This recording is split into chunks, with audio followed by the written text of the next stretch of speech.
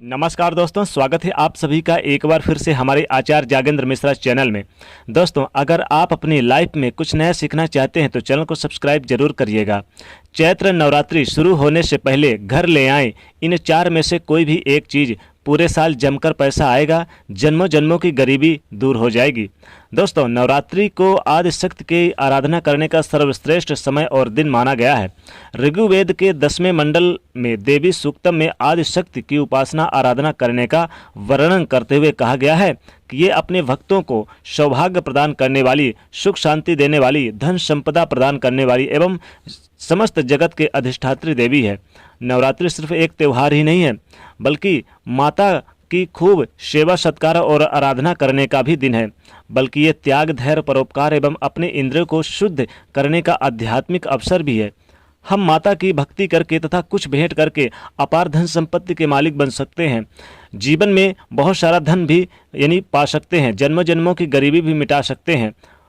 चैत्र नवरात्रि का आरंभ इस बार ऐसे वक्त में होने जा रहा है जबकि बहुत ही विशेष, दुर्लभ और शुभ संयोग का निर्माण हो रहा है। इस बार नवरात्रि के आरंभ में दो बड़े विशेष, दुर्लभ शुभ संयोगों के साथ आ रहा है। एक तो सर्वार्ध सिद्ध योग और दूसरा अमृत सिद्ध योग बन रहा है। दोस्तों, सर्वार्ध सिद्ध योग बनना बहुत ही अच्छा माना जाता है। अगर हम भक्ति पूजा करके माता भगवती को प्रसन्न करें, माता दुर्गा और माता लक्ष्मी जी को, तो जीवन की समस्त मनोकामनाएं पूर्ण हो जाती है, जीवन में धन आता है। और दोस्तों, ये जो चैत्र नवरात्रि का दिन है, इस चैत्र नवरात्रि से हमारे हिंदू धर्म में नए वर्ष की शुरुआत हो जाती है। और इसीलिए इस दिन से अगर आप कि इन चीज़ों का उपाय करें, माता भगवती का छोटा छोटा भी उपाय करें, उनके नामों का स्मरण करें, तो पूरे साल जमकर पैसा आता है। इन दो शुभ मुहूर्तों में, अमृत सिद्ध योग में और सर्वार्ध सिद्ध योग में, भूमि पूजन, भवन निर्माण, गृह प्रवेश और नए घर का आप आरंभ कर सकते हैं, या कोई वाहन की खरीदारी कर सकते हैं, नया काम शुरू कर सकते हैं। नए वाहन का अगर आप विचार कर रहे हैं तो नया वाहन खरीदने का बहुत अच्छा समय है। नवरात्रि में जरूर आरंभ करें, जरूर कोई चीज़ खरीदें तो आपको सफलता पूरे साल मिलेगी। जी हाँ दोस्तों, अमृत सिद्ध योग में स्थायी धन लाभ की प्राप्ति होती है। अगर आप इन दिनों में आप घर का निर्माण, भवन निर्माण, कोई भी काम धंधे की शुरुआत करना चाहते हैं, कोई बिजनेस का स्टार्टअप करना चाहते हैं, तो काफ़ी ज़्यादा शुभ फल देने वाला साबित होता है। अमृत सिद्ध योग का मतलब होता है सीधे माँ भगवती लक्ष्मी जी से जोड़ा गया है, क्योंकि अमृत सिद्ध योग का बनना माता भगवती लक्ष्मी जी से धन से संबंध है। और अगर आप अमृत सिद्ध योग में और सर्वार्ध सिद्ध योग का संबंध, अगर इन दोनों में कोई भी चीज़ अगर करते हैं तो माता लक्ष्मी सीधे सीधे आपको अपनी कृपा दृष्टि बरसाती हैं।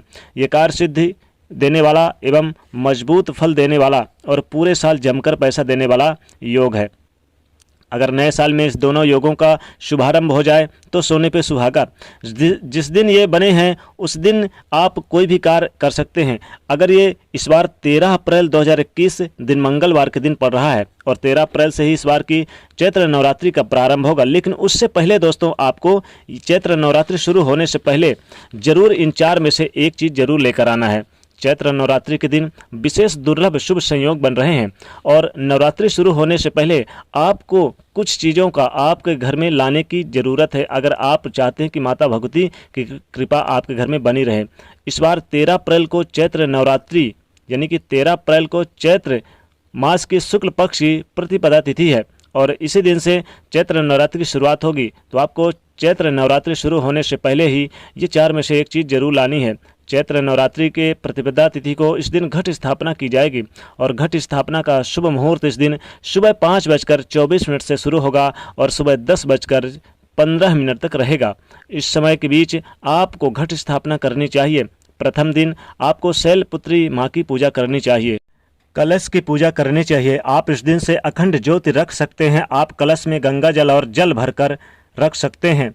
कलश में कलावा बांधे और मुख पर आम या अशोक के पत्ते का बांध सकते हैं। उपरांत जटा वाली नारियल भी रख सकते हैं। कलावा बांधने के बाद उसके प्लेट में थोड़ा सा चावल या कोई अन्य जरूर अनाज रखें। इसके बाद सभी देवताओं का आह्वान करें और माता भगवती के प्रति अखंड ज्योति जलाएं। गाय के घी का होगा तो अच्छा है, नहीं तो अपने सामर्थ्य अनुसार भी जला सकते हैं। और साथ ही ज्योति का विशेष ध्यान दें, बुझने ना पाए।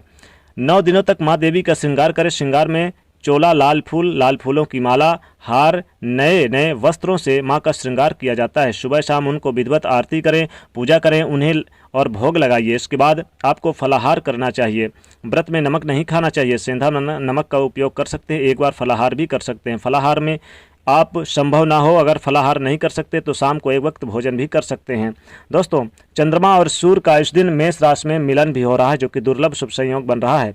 चैत्र नवरात्रि के दिन ग्रहों के राजा और रानी का इस दिन मिलन हो रहा है। अगर आप हर तरह से परेशान हैं, आपको लगता है कि जीवन में भरी परेशानी आपको परेशान कर रही है, नौकरी नहीं लग रही है, नौकरी के लिए दर दर भटक रहे हैं, जीवन में कामयाबी नहीं हासिल हो रही है, आपको संतान की बाधाएं हैं या पति पत्नी में झगड़े हैं, व्यवसाय आपका नहीं चल रहा, आपको लगता है कि व्यवसाय आपका डूब गया, बंद पड़ा है, नई नौकरी की तलाश में है, नई कामयाबी की तलाश में, जीवन में बहुत ज़्यादा कष्ट, दुख, संकट आपको परेशान कर रहे हैं, तो ज्योतिष शास्त्र में कुछ ऐसे चीज़ों के बारे में बताया गया है कि जिसको आप इस चैत्र नवरात्रि शुरू होने से पहले अगर इन 4 में से कोई भी एक चीज़ लेकर आएँ तो माता भगवती प्रसन्न होती हैं। लक्ष्मी जी जैसे जब तब दान पुण्य करने से प्रसन्न होती हैं, वैसे माता भगवती अगर इन 4 में से कोई भी एक चीज़ लेकर आए तो प्रसन्न होती है। नवरात्रि शुरू होने से पहले अगर इन चीज़ों को आप अपने घर पर लेकर आते हैं तो धन की देवी माता लक्ष्मी जी आपके घर में स्थिर वास करती हैं और खूब धन संपदा आएगा। पैसा इतना आएगा कि संभाल नहीं पाएंगे। अगर आप परेशानी में हैं तो परेशानियां दूर होंगी और अगर आप रोडपति हैं तो करोड़पति होने में देर नहीं लगेगी। जी हाँ दोस्तों, तो चलिए जानते हैं, लेकिन दोस्तों उससे पहले आपसे रिक्वेस्ट करते हैं वीडियो को लाइक जरूर करिएगा, दोस्तों को शेयर कर दीजिएगा और अगर आपने अभी तक चैनल को सब्सक्राइब नहीं किया तो चैनल को सब्सक्राइब करके बेल आइकन को दबा दीजिएगा। सबसे पहली चीज़ है, आपको नवरात्रि यानी शुरू होने से पहले अपने घर लेकर आना है स्वास्तिक का चिन्ह।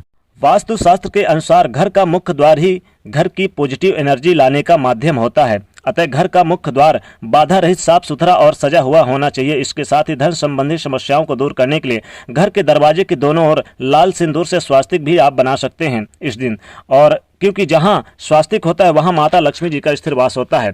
तो दोस्तों आपको चैत्र नवरात्रि शुरू होने से पहले चांदी का सिक्का में स्वास्तिक बना हो या फोटो ही चाहे बनी हो, जरूर स्वास्तिक का चिन्ह लेकर आएं। दूसरी चीज, कछुआ। कछुओं को वास्तु शास्त्र में बहुत महत्वपूर्ण माना गया है। सनातन धर्म के अनुसार कछुआ शुभता का प्रतीक माना जाता है। अगर जीवित कछुआ हो या पालना संभव हो तो आप निश्चित तौर पे जीवित कछुआ भी ला सकते हैं, लेकिन अगर संभव ना हो जीवित कछुआ तो पंच धातु का बना हुआ कछुआ जिसकी पीठ पर सिर यंत्र और कुबेर का यंत्र बना हो, तो घर के आप उत्तर दिशा और पूर्व दिशा के मुख करके, उत्तर और पूर्व की ओर मुख करके इसे आप रख सकते हैं।